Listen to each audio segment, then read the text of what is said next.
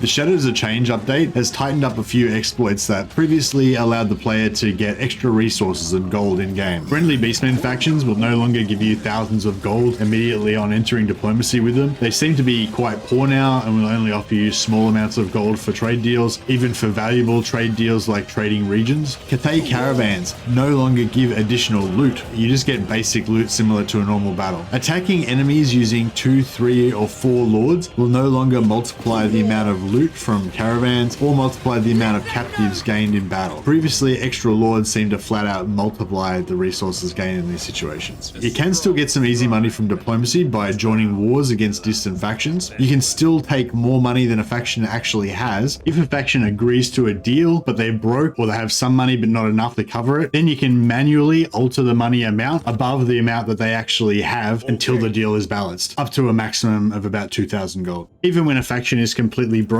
as long as they agree to the deal, you can keep charging them up to 2,000 gold each time. And of course, you can still take territory and sell it to your allies, often for large amounts if the ally is rich, and particularly if the territory joins onto their existing territory and is close to their capital. Capturing and selling territory to allies is a great way to make money for anyone, but it's particularly useful for factions that don't get a lot of post-battle loot and sacking loot like Empire and Dwarfs.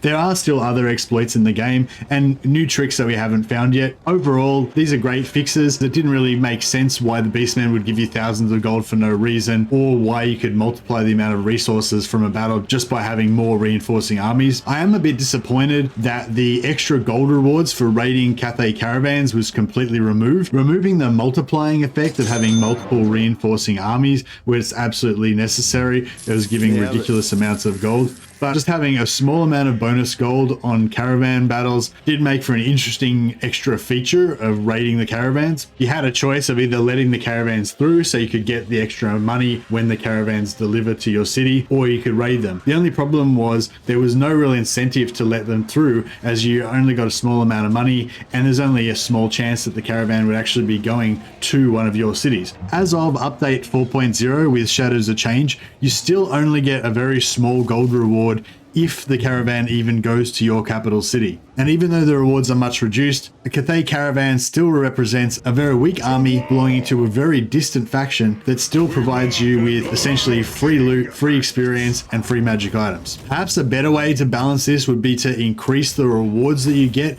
if a caravan successfully arrives at your capital. Maybe in a future update, we could get a big boost to the reward that you actually get if a caravan makes it to your capital, and that might incentivize players to actually trade with Cathay rather than just killing all their caravans.